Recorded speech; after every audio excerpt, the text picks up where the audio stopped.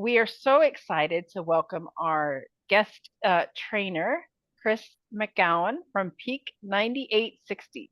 9860, right? That is correct. Yep. It, it, So, it, it rolls right off the tongue. yeah. So I've had to look it up so many times that I remember it now. So I'm very excited about that. But Chris's specialty is in major fundraising, and he has lots to share with you. He would love for you to ask any questions you might have and definitely enjoys making it as interactive as possible. So please engage if you would like. All right, take it away. All right. Well, as she mentioned, I do love engagement. My undergrad degree is in teaching.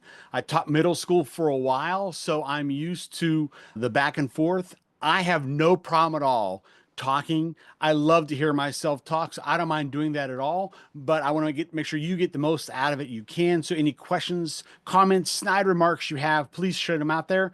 Love to do that. I am not going to pay attention to the chat because that distracts me and I'm very easily distracted, but Sarah will. So if there's something that comes into the chat that we need to follow up with, she'll make sure I stop and go through. I don't have slides today because I get tired of being on the sessions where the person who's talking is a little screen and it's a big picture with two words on or whatever, right?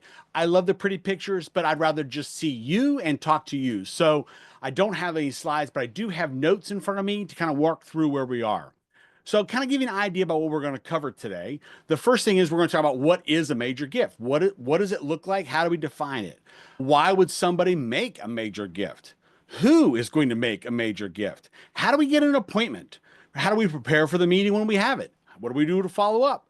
When the gift comes in, what does that look like? And then ultimately, how are we going to thank and repeat and report on the donor gift? So that is a lot of information to cover in a short amount of time. So fortunately, I talk really fast.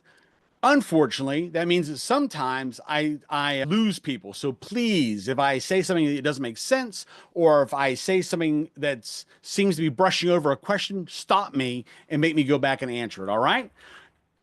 The last thing I'll say is so you're aware, I'm of the school of thought that silence is acquiescence.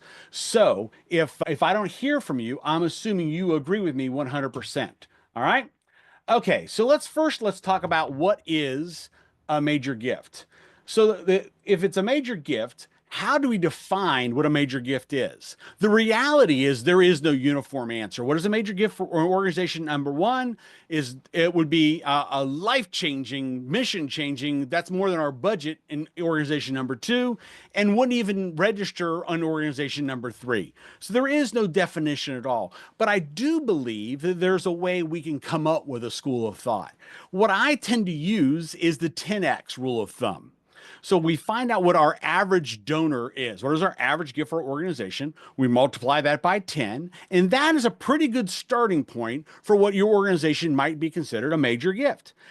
You probably already have donors who are giving above that level, right? But the vast majority are going to be giving below that level. And that's a good place to set your sights on. Now, if your average gift is $97.37. I do not suggest that your major gift is $973 and what, all right, Mhm. round it up. Don't, have a little bit of fun with that, right? But just pick a number that makes the most sense for what it is you're doing. Incidentally, what I would consider a major gift for your organization might be a good idea to look at what is a major gift for an individual donor. And we start looking at what a donor is capable of doing and honoring and accepting what might be referred to as the widow's mite. Can we, in our plans, look at what a major gift is for a donor rather than trying to conform what it is for an individual organization? So that might be an option for you as well to look at as you move through. So again, there is no definition of what a major gift is. It's up to each organization to set that. But I encourage you to spend some time on what is that threshold you're going to use for your organization. But as you look at that, it's important to say, well, who is going to be making a major gift? Why would somebody make a major gift? Well, the short answer as to why they're going to make a major gift is that you, fundraiser, executive director, person in front of the donors, inspired them to make that gift. There's an old adage that you ask not because you have not. And that's sort of true in fundraising as well. You sort of get what you ask for. My mantra has always been if I make a proposal to a donor and it's for $1,000 and I walk away with $1,000, I didn't ask for enough money. I have always believed that if I got what I asked for, I didn't ask for enough. So, with some rare exceptions, right? So, but it is setting the expectations based on what the your relationship with the donor and what they can do. But it really comes down to your relationship and ultimately your ability to inspire them to make the gift. Well, the inspiration sounds great, but what inspiration? Well, I'm an old school kind of guy. So I actually always fall back to the standard case for support. What is the reason why a donor would want to support your organization, your mission? And I believe that your organization needs to have a case for support, but just as importantly, the key elements of your organization need to have a case for support. So if you are an animal rescue organization, having a case for support for why someone should support your organization is important, but things that roll up to that might be the adoption program, the daily care programs, spade and neuter programs, the elements of your organization that a donor may align with more closely than the organization as a whole. Most donors give a gift because they're trying to accomplish, fix, or avoid something. So that's sort of the triad of donor support: accomplish, fix, or avoid. And that comes down to traditionally what your donors, some element of your mission, a specific element of it, and having a case for support that feeds into the overarching case for support of your organization, but is tied to the different elements of it, will go a long way towards that inspiration that you want for that major donor. Cases for support are a dime a dozen. There's 1,000 articles out on the interwebs of how to do it. There are some really great books. If some of you are interested, I'll gladly recommend a couple of my favorites. But the primary elements that you're looking for in a case for support is the problem. Why is the project needed? Whatever that element is, your overall mission, the different element of it, why is it needed? Why now is the right time to support? So, what is that gap between where you want to be and where you are? Why now is important? And then ultimately, why should the donor support that particular element, that cause? And that's your opportunity to paint that future picture of success. Because what you're that why they should support is that success in that program, that element of it. So that's sort of the three elements that I look to for a case for support. Individual cases for support, 1 page, 2 pages tops, rolling up into an overarching case for support that may be 2 or 3 or 5 pages long. But the simpler, the better. Visually appealing and compelling, but not too fancy, not too flashy. For most donors, something really really fancy, really slick is going to turn off donors. But you can still make it look really, really nice. If you're really good at PowerPoint, which I know is sad, but that's what I use for most of my design work, or Canva, which as a nonprofit you can have a free access to Canva, learning how to use that and make that work. But having it visually appealing, not just Word or clip art taped and photocopied, will go a long way towards the professionalism and the desire to support that cause. And ultimately, as you move through the case for support, it should be a singular story. So the why is it needed, why the right time to support, and why the donor should support be a continuum of a single story from start to finish. So what is the problem? What is the solution? And what's the why now is important? It all flows together through one singular story. That case for support forms the basis for your overall inspiration. Can Sarah, do you you have a give an question? example?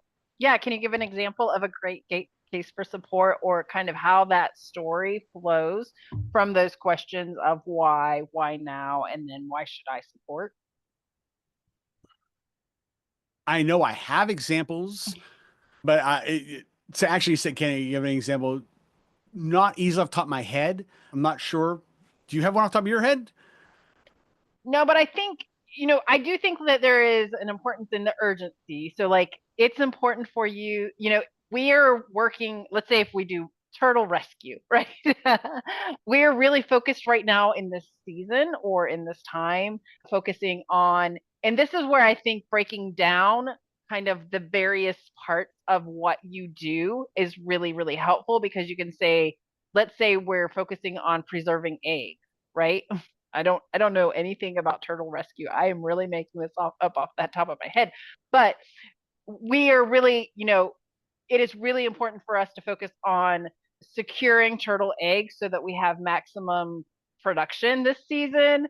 And then when like, why should the donor support, you know, it your gift right now will help us, I don't know, pay for the incubators, right? But really tying this together and helping them see that like it is like you're saying with the continuous story is really, Right. really helpful. Right. So, I think yeah.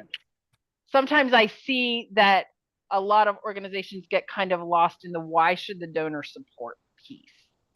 Yeah, and to me, the why the donor should support is always the nonprofit's opportunity to cast the vision for success. So going back to yours, so we're really focused right now on preserving the turtle, whatever, right? What? So Turtle eggs. your gift right now will allow us to pay to secure the site so that they remain unmolested and untouched until they do hatch, and allow us the ability to supervise them to make sure they are protected, that no human interference comes.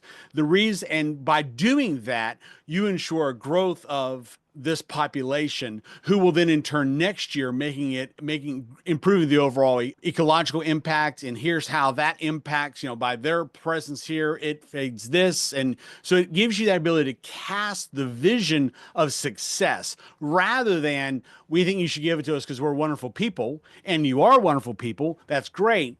It's the idea of what it is that gift is accomplishing. So that perfect picture is the why the donor should give, painting that clearly and concisely. So thank you, Sarah. I appreciate that.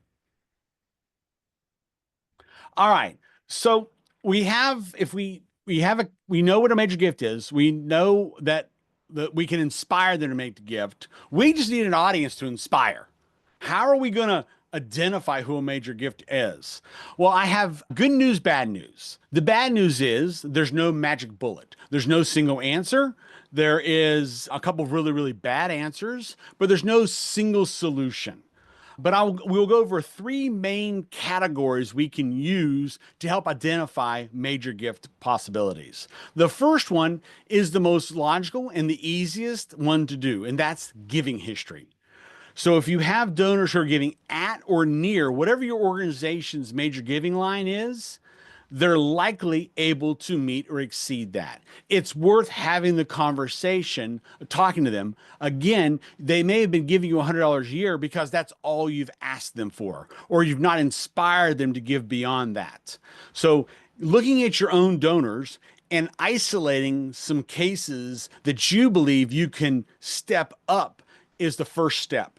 That's ideally the first step. No, not all of them are going to do it. Some of them are giving $100 because that's all they're ever going to give. That's fine. We know what to do. We know how to move on and shuffle them into the deck and continue to treat them as loyal donors, but they're not our major giving donor prospects. But their next one might be. So sift and sort and keep moving on through your donor base, people who've already committed to your mission.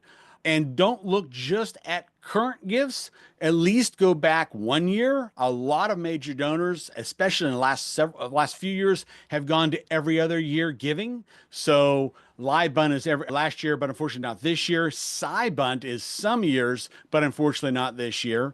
Looking at those some year donors can be just as important.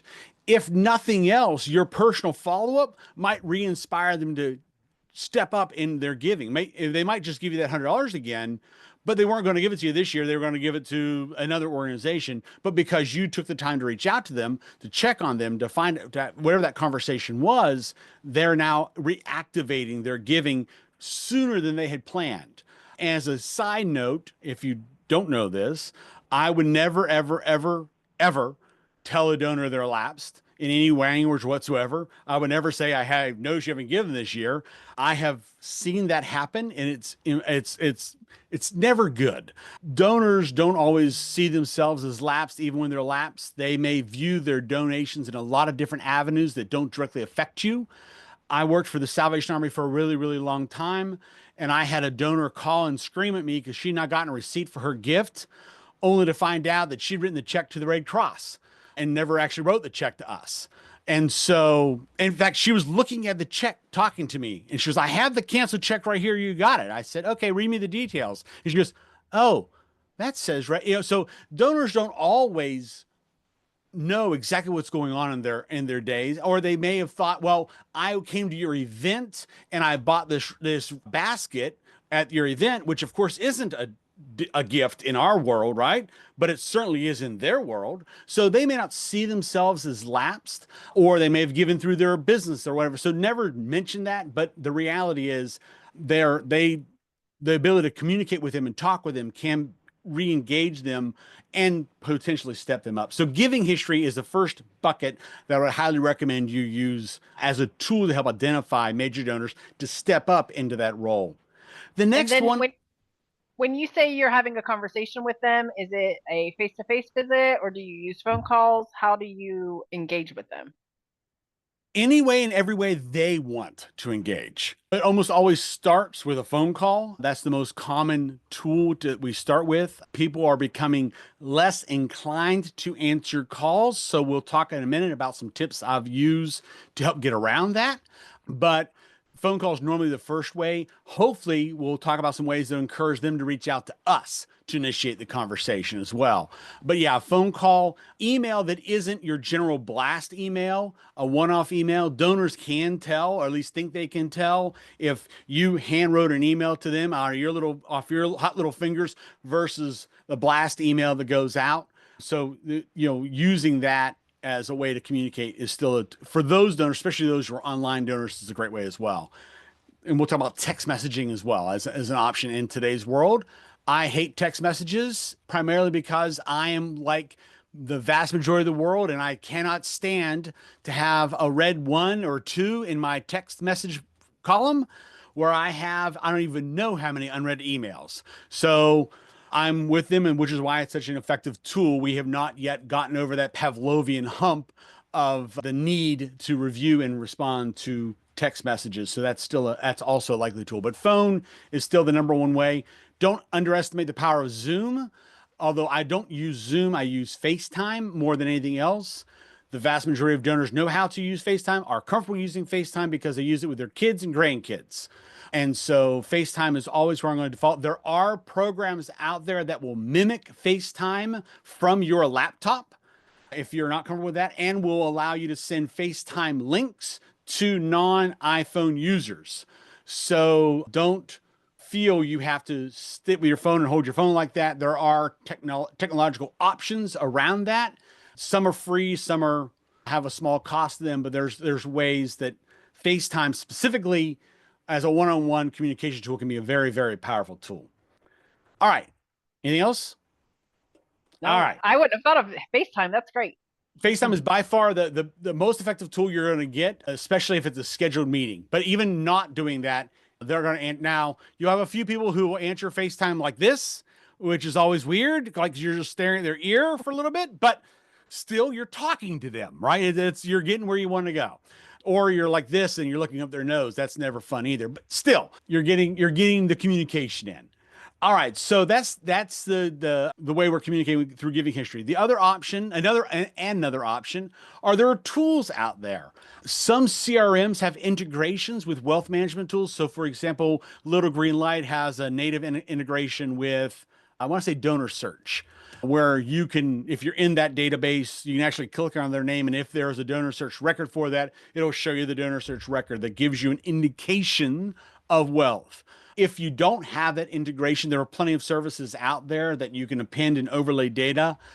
I would say for most organizations, this is not a step I would do early on. Most of us have enough information in our database to make good decisions. But if you have a board or an executive director who's pushing you towards that, it's not the worst problem to have. Just know that all wealth data has to be taken with a grain of salt. It's never 100% right, either in who has money or how much money they have.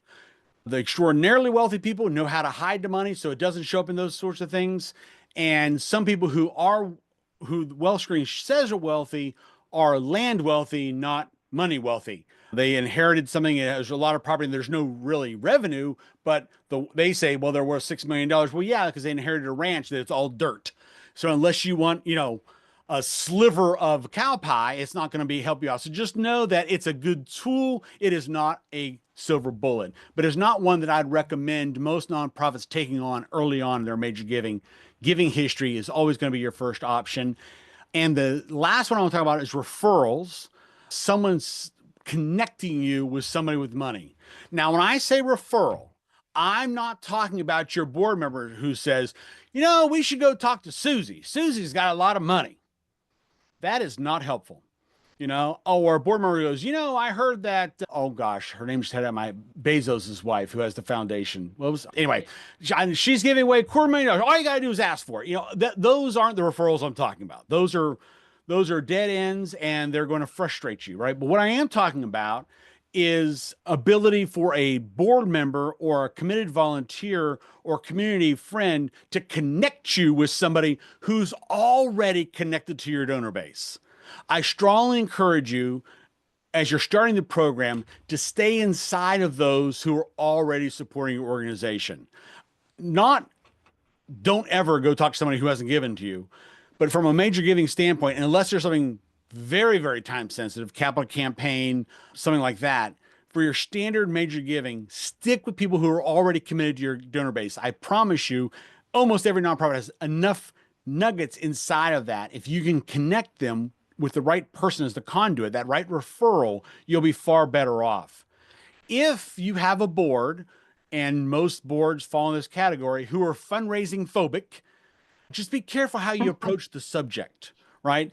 Know that what you're needing from them, at least initially, is the cheerleading and the introduction. I don't need them to make the ask. I don't need them to go tell the story. I need them, who they go play golf with 3 times a week or 3 times a month, to invite me onto the golf course, or to set up a dinner, or to invite me over for whatever, right? Whatever that looks like. Or know that you may have to play the long game. You may have to encourage your board members to be advocates online and share more of your posts so that they start warming up a market if it's really, really cold, right? So there are ways you can bring into that subject if your board is just avidly opposed to serving as that conduit. I would also say it might be time to find some new board members, but that's a conversation for another time. I don't believe every board needs to be a fundraising board. I do believe every board needs to be willing to participate in the process, though. And that could just be being an advocate and a connector. But using your board's connection to connect you with people who are already on your donor list, who you can't reach out to, is an invaluable tool. And then the last thing I would say is, especially going back to Sarah's turtle rescue scenario, if you're sitting across the table from the donor and she's just committed to making the gift, that is the great time to say, I am so grateful of your support. Do you know other people who care as much about this as you do? And they probably do. I mean, well, the birds of a feather flock together sort of mindset. Don't ever hesitate to ask a donor to bring their friends along with them for their passion, their cause. Not all of them will, but some will. Some will say, yeah, Susie, we were just talking about that last week. We were down at the beach and we saw the nest and there was somebody dicking around with it. I can't believe they were doing that. And Susie told me, and that gives you that in. Well, can you call Susie instead of me? Let's go talk to him. And the two of you can walk across the street and talk about how awful people are, what they're doing with turtles and whatever that is, and start that relationship and use that. So those referrals from existing board members at the time of the gift commitment is the best time to do it. They feel the best. They made the gift and they have this amazing warm spot in their heart. And the idea of sharing that warmth with someone else they care about, who they know aligns with them, is they're very open to that concept. So I would strongly encourage you to look at referrals from donors as well. So there's 3 ways to help identify who you might be able to talk to about a major gift. So your donor base, an outside resource or CRMs, and then referrals from your various cases. Now you have this list of people you want to go talk to. How are you going to go do it? what does it look like? And we started down this path a little bit earlier with Sarah's question. And there's a few things I want to point out. One is I'm an avid believer in permission-based fundraising. So I'm making sure the donors understand what I'm doing and give me permission to go where I'm going. And I will do that in a way that doesn't necessarily ask yes or no questions, because no's are very hard to overcome, but I'm getting their permission to move along closer than that. Things like saying, the next time I come over, I would love to talk to you about how you can join us in our campaign to protect so and so beach for the turtles.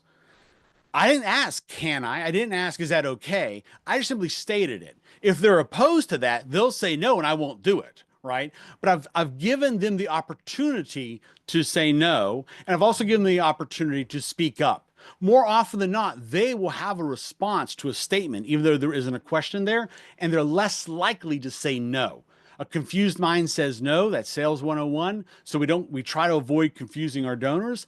Asking questions out of context or when they're not prepared to answer is always a way to get a no. So I make statements and allow them to answer it however they want to. I'm not forcing one or not answer it at all. So part of that permission based and of course donor focused view is meeting with donors or suggesting meetings however they're most comfortable, whether that is face to face, in their home, at your location, at a restaurant, at a coffee shop, at the park, sitting on the beach in a picnic, whatever's going to be most comfortable for the donor. And that will depend a lot on your mission. So if you are a no-kill shelter, right?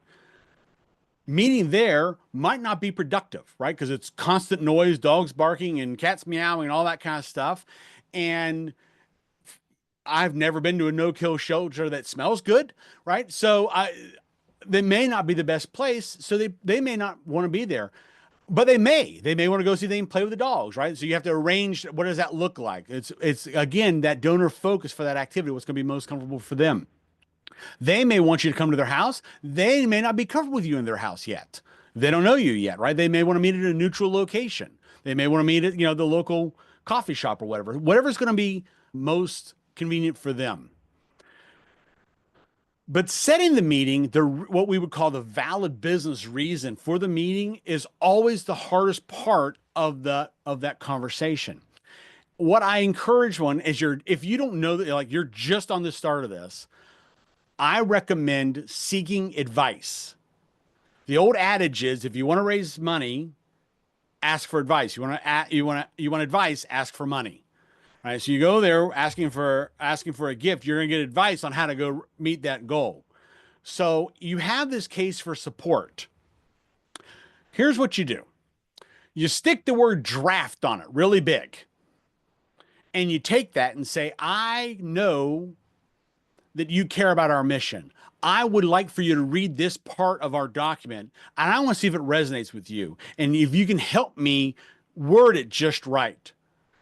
Leave a couple of things in there that may not be quite right. I wouldn't do typos, but something that maybe a better way of wording something, maybe a picture that's a little bit fuzzy, something that will allow them to quickly give you advice that's solvable. Take that and say, I would love to meet with you and for you to look at this and help me make this better so we can work together so that we can solve the problem you care about.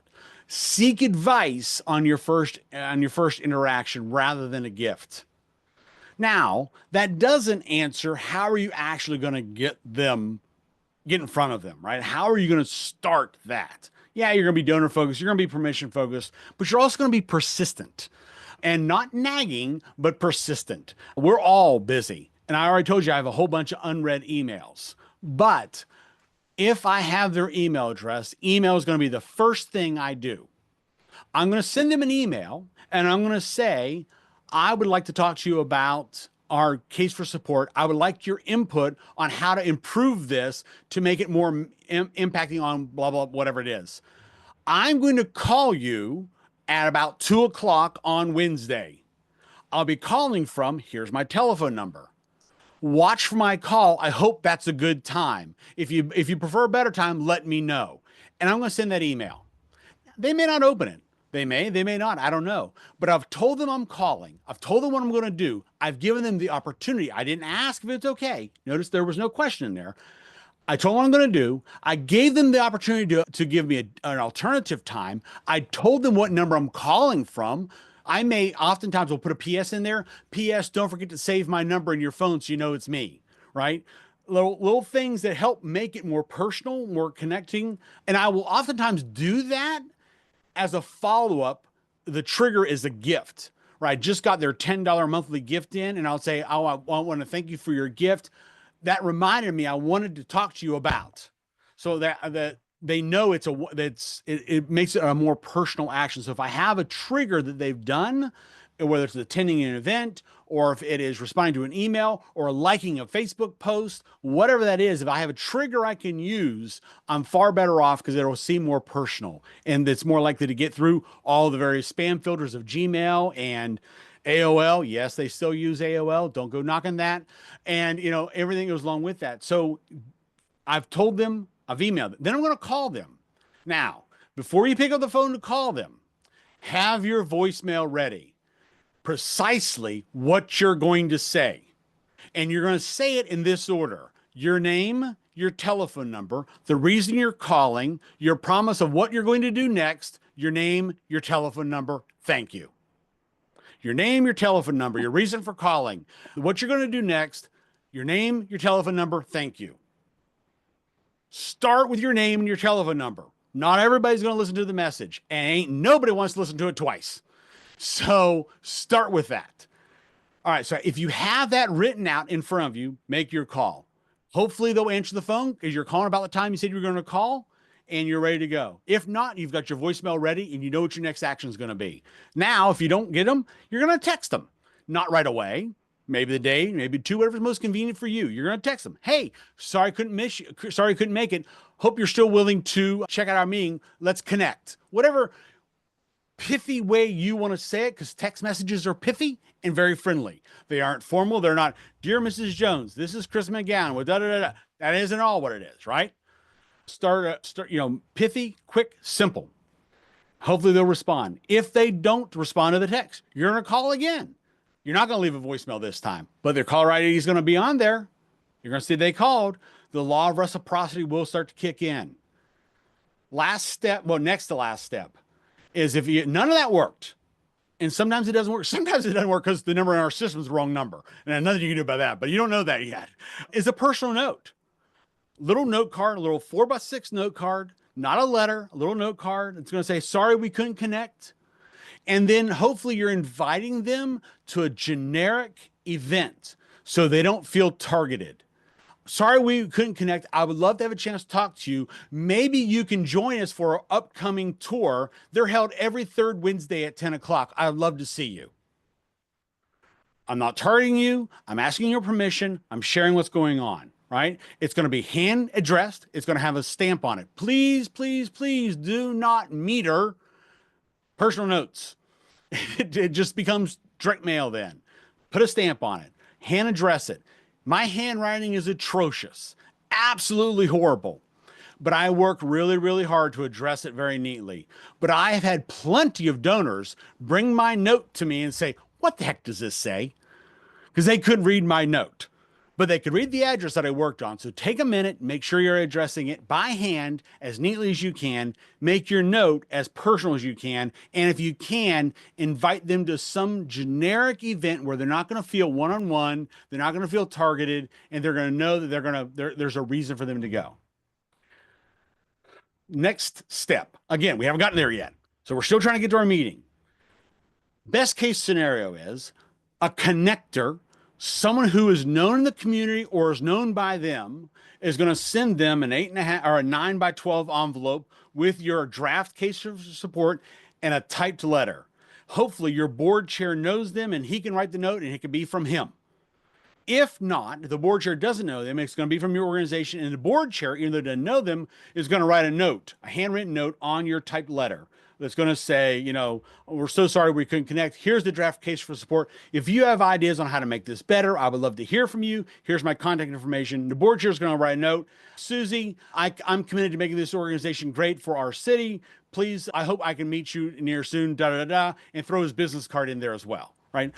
But if it can come from him, I guarantee you it will be opened. They may not do anything with it, but they're going to open it. Guarantee you. Where if it's come from your organization, yeah, it's a 60-40 chance.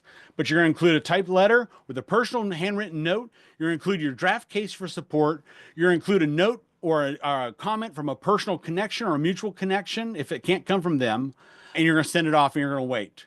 And then nothing else happens. You're going to make one more call.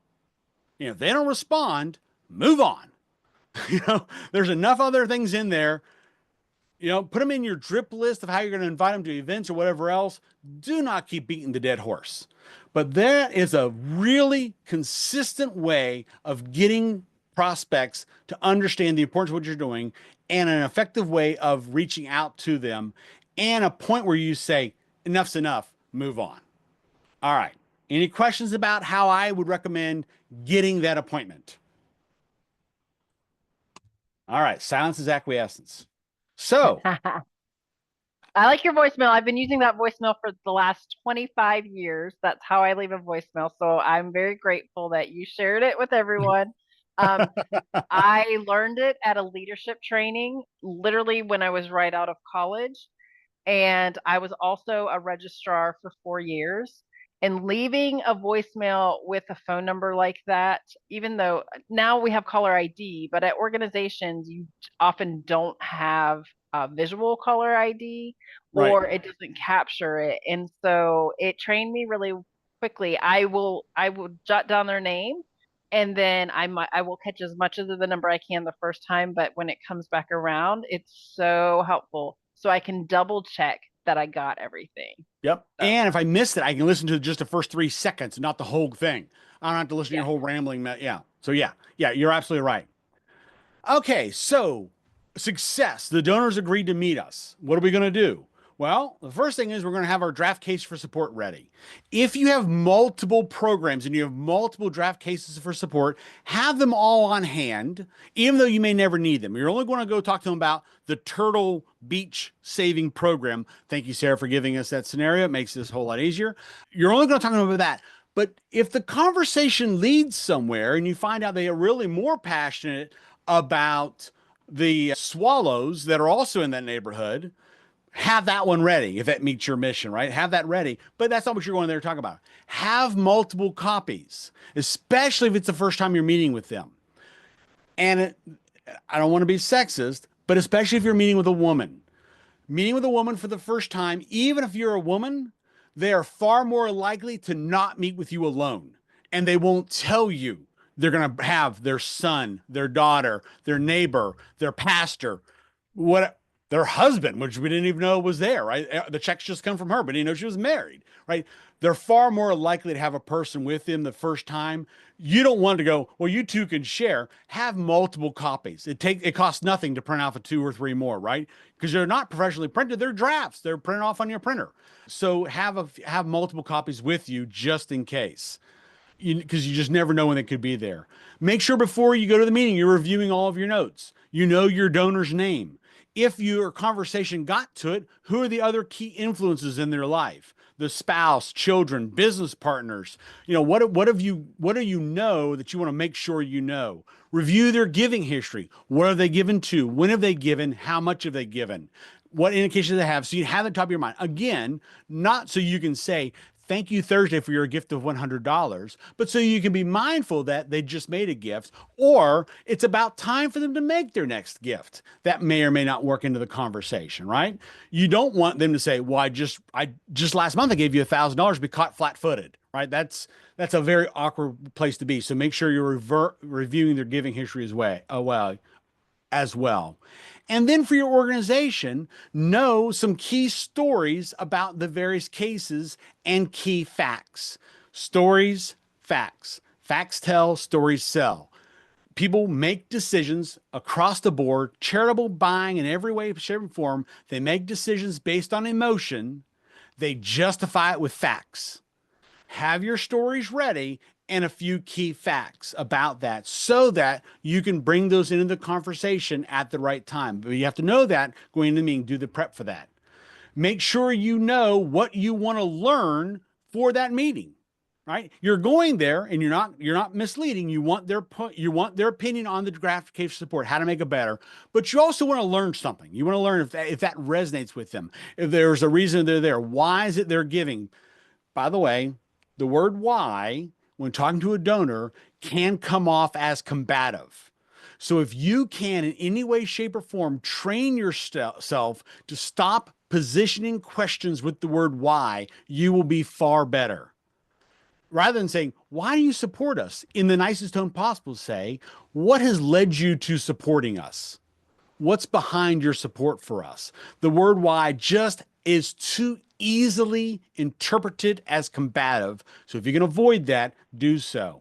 Have your questions ready for what you want to learn, your key points of what it is you want to learn. This is a discovery call for you as much as it is for them, right? Is this a major donor? Is this someone who I, in my limited number of hours, can justify spending time cultivating? It's not they aren't worthy. They are worthy. They're wonderful people, but I only have so many hours in a day.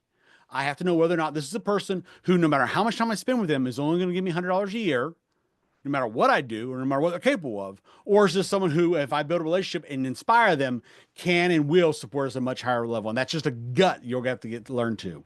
For that, you're going to kind of deal with what is your best case scenario? What if you, in the perfect world, what would you walk out with? Right. And don't say $1 million. That's just ridiculous. Right. What is your, is it, I've got my next meeting already set? Is it they've agreed to introduce me to Tom, who is their business partner, has to be like, what is that best case scenario? What is the least acceptable scenario? And this is where fundraisers struggle a lot. What is the line where you say, if I don't get at least this, I'm cutting bait? And I know that sounds harsh, but there is only so many hours in a day. You've got to have a line where you say, if I don't at least get this, whatever this is in this meeting, then I have to just move on. I will thank them and I will gracefully move on. And then there's the host of things in between. What's the most likely scenario? What do you want to do? That kind of, but having your questions ready that lead you to your best, knowing when you'll say, I'm going to cut bait if this doesn't happen. And then the most likely scenario in between. And What are then, ways what are ways that you can ask about their maximum giving capacity when you're with them, or their intention to give or increase their gifts to your organization? yeah. So again, depending on how the conversation's going and you're talking about they're looking at the case for support. What if they spotlight something in the case for support? Oh, I didn't know the turtles were on that beach, right? Or whatever, that question is. You can say, yeah, that's the beach we're targeting now. That we really want to protect. Is that something you think you can see joining us in helping to protect? Yeah, that is a yes or no question. And that's an intentional yes or no, because I need to know the yes or no.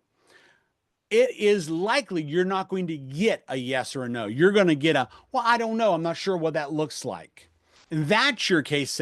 That's how then you can start diving into what they're capable of doing. Those questions might be things like, well, what we imagine it costing is about $50,000 for this season to make that a reality. What we'd really like to see is one or two donors stepping up to make that a reality. Is that something you think you can help us accomplish? And that's the hardest part, is asking the question and waiting.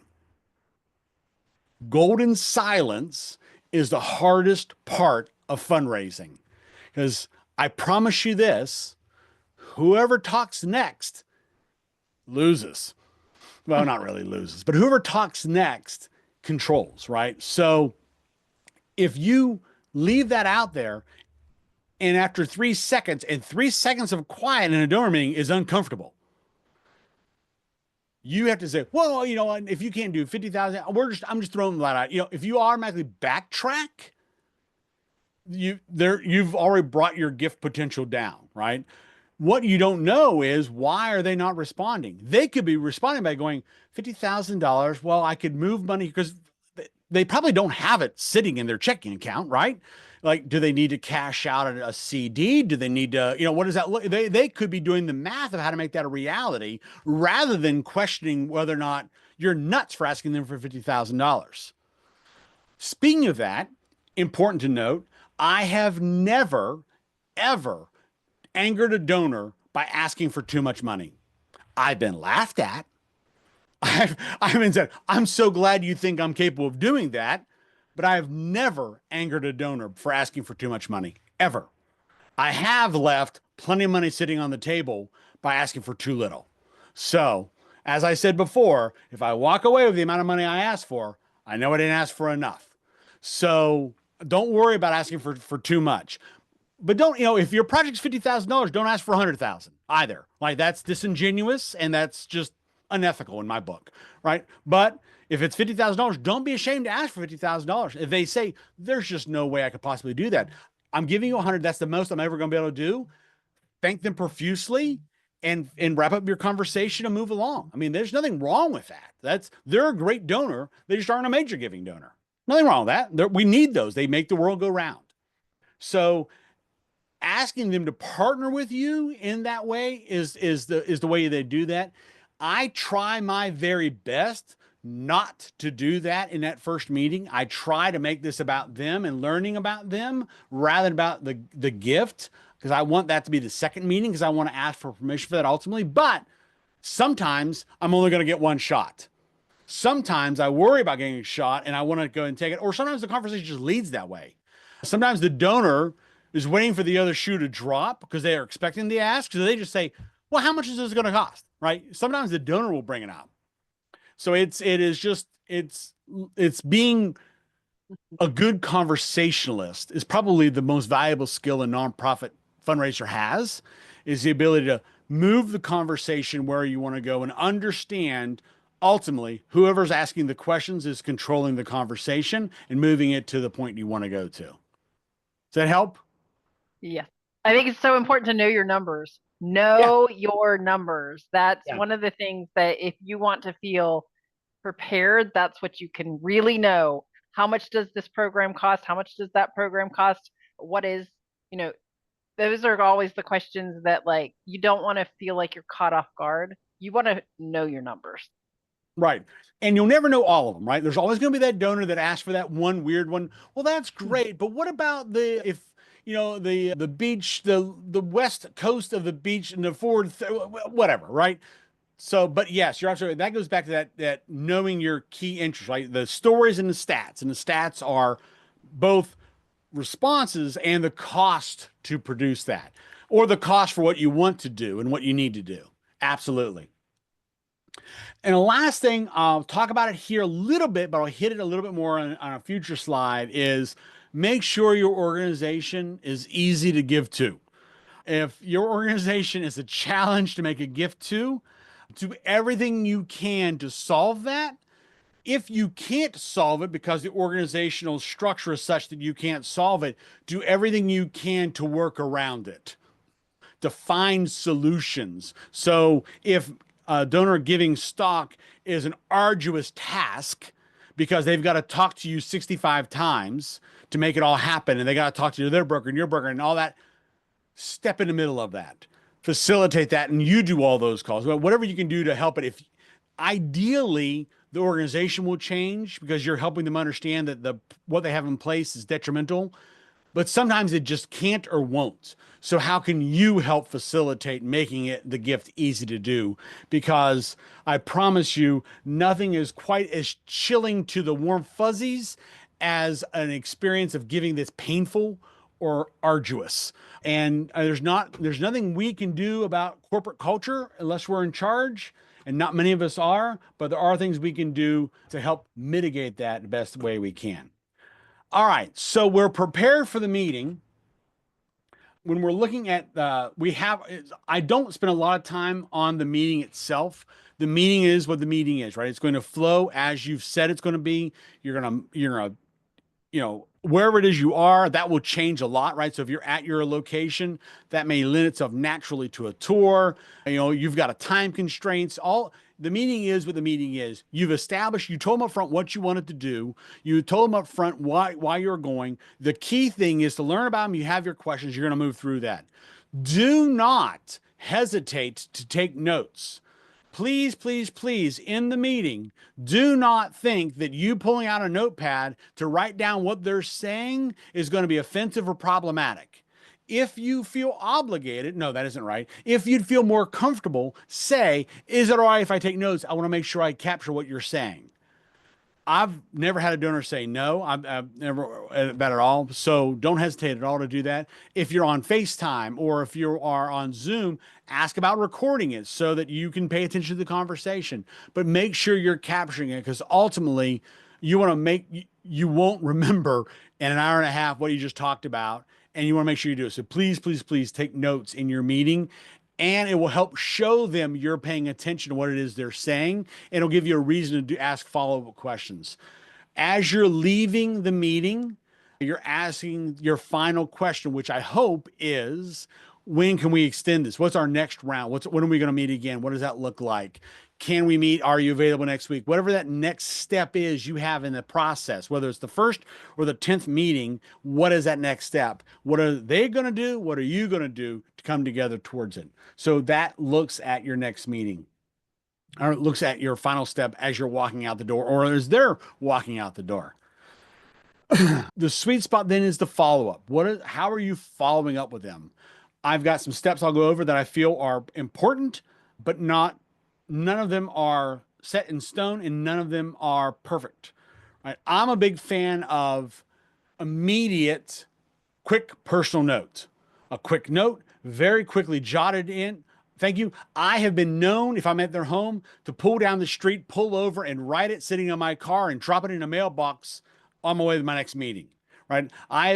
Getting that note out very quickly, just thanking them for their time and their information, their caring, their insights, thanking them and thanking them. And that's all there is to it. Right. It's just that note. Right. Whatever it is you agreed to do in the meeting, whatever it is they agreed to do, you need to make sure you're doing it and you're helping them do it what they agreed to.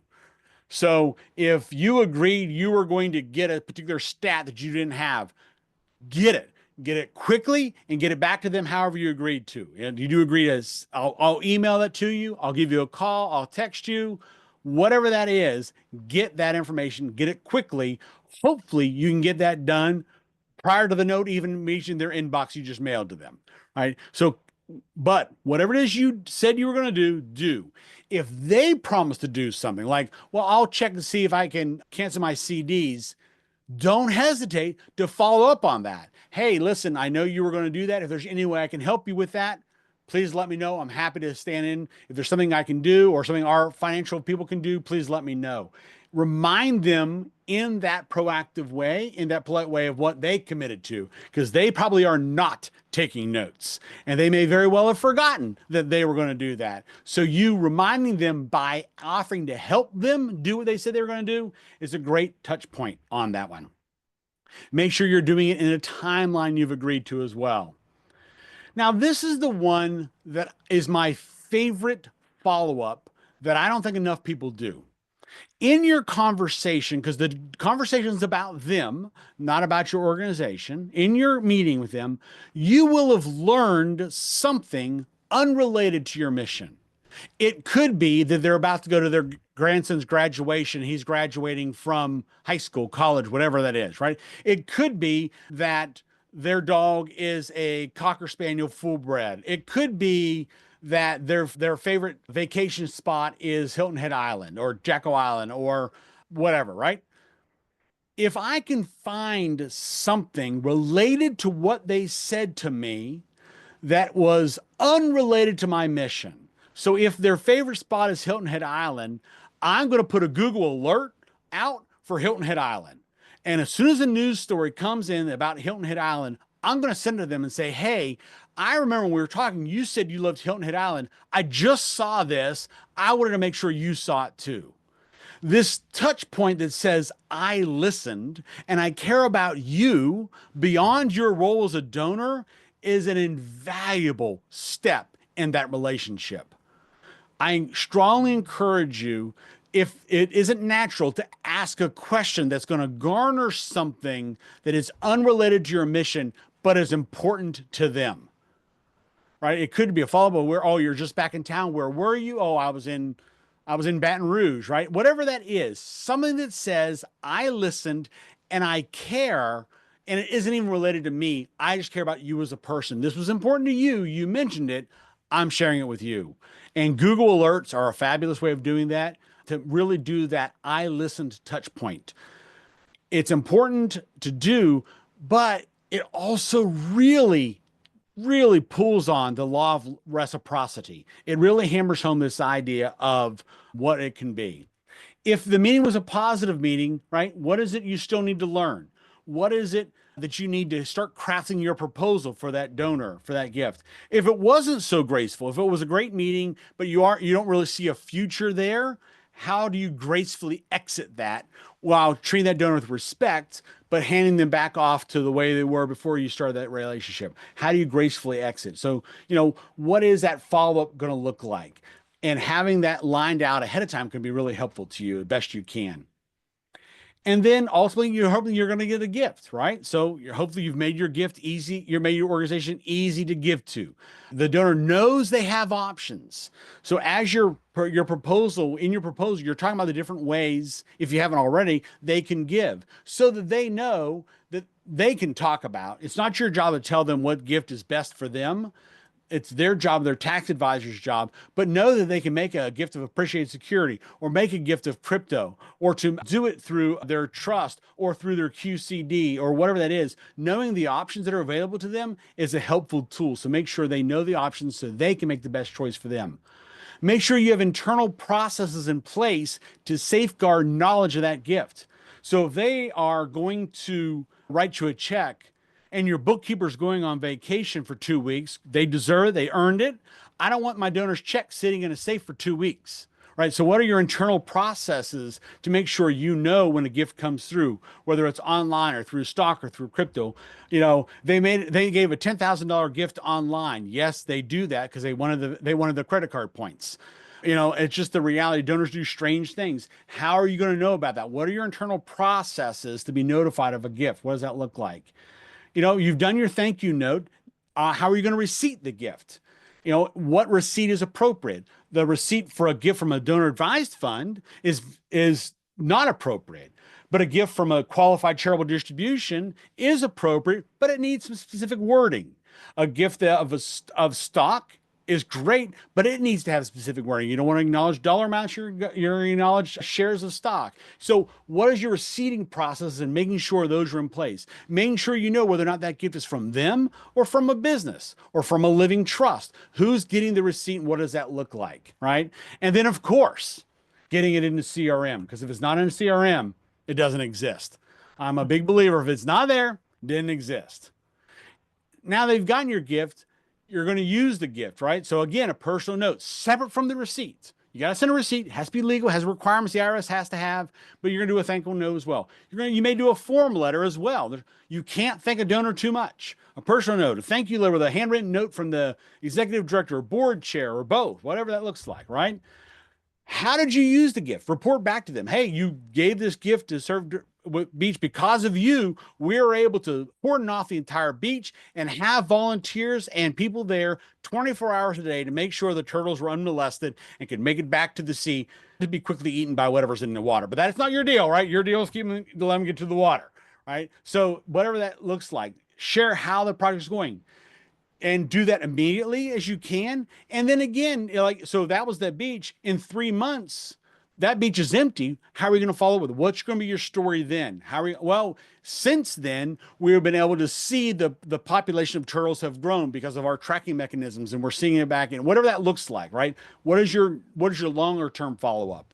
Share how the project is going in a year, right? What are the stats? What are the news stories? What are some new things you can share with them, either again through email, phone, letter, whatever?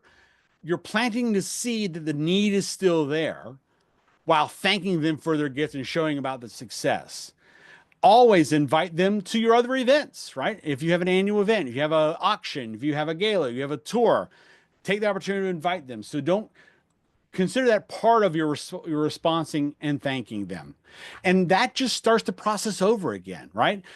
As you start that, you're just going to have that next conversation. You're going to keep in contact with them. And as you build that relationship, you're bringing another one in. So you have multiple donors in different stages of this conversation. Some have made a gift to you, with you. Some are just now answering the call. Some are ignoring your calls because you haven't gotten to them yet, right? You're just in the process of what that looks like, tracking it all in your CRM. Again, big believer in that.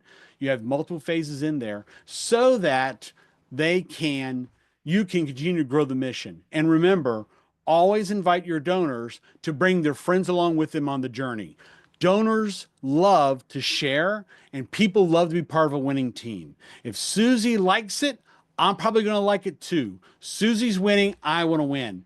Use that, create the team, use your donors to build your network beyond your database, even as you talk to your major giving donors or major giving prospects about becoming major giving donors. Hopefully that makes sense. Hopefully you have an idea about what it looks like, regardless of your size. And it is very, very doable, but it does take work. But it's worth it because ultimately the 80-20 rule holds true. If our donor base is doing what it needs to do, 80% of our revenue can come from 20% of our donors that we can keep happy and continuing to grow that as the mission grows. So with that, thank you very much. Sarah, I hand it back over to you. Thank you so much, Chris, for sharing all of that with us. It was really, really helpful and really useful. I am so excited to hear from you guys as you start to implement this. Let us know how it's going. Do any of you have any last questions before we wrap up? Or snide remarks. I'm open to that too. I just wanted to say thank you. This was really valuable information and I appreciated it. That's great. Thank you so much for letting us know. Welcome. So, Thanks for yeah. the invite. Yes, absolutely. So we'll continue to offer more fundraising trainings through Nonprofit 411. So if you are not on our mailing list, make sure that you get on our mailing list. It's nonprofit411.org. You can sign up. If you would like to follow Chris, he is very active on LinkedIn. Chris, do you have any other way for them to get a hold of you and ask questions? Always, the website's always a great thing. Peak 9860, which is the word peak, P-E-A-K, the letters 9860.com, peak 9860. That's really focused at plan giving. So as you want to talk about plan giving, there's lots of resources on there, including calculators to help you figure out how much plan giving revenue might be sitting in your donor base right now. Awesome. Thank you so much. I think that this is a real needed topic. A lot of organizations are ready to make that move and actually look at getting some major donors. So thank you so much, Chris, for sharing that. And thank you for everyone who came today. I'll be sending out a recording so you'll have a copy of that hopefully today or tomorrow as it gets processed. So have a great day. Thank you so much. Have a great day. Bye-bye. Good Bye. information.